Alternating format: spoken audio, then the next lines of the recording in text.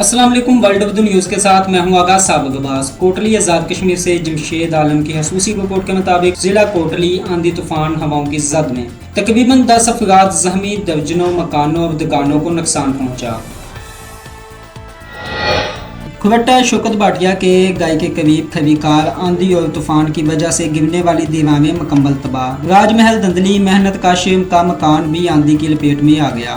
راج محل پناگ شریف انتہائی غریب پہلے سے مہنگائی سے مجبور بچوں کی کفالت کر رہا تھا، اب طوفان سے غریب عمران بٹی کے گھر کی چادریں بھی اڑ گئیں، دیواریں بھی مکمل تباہ۔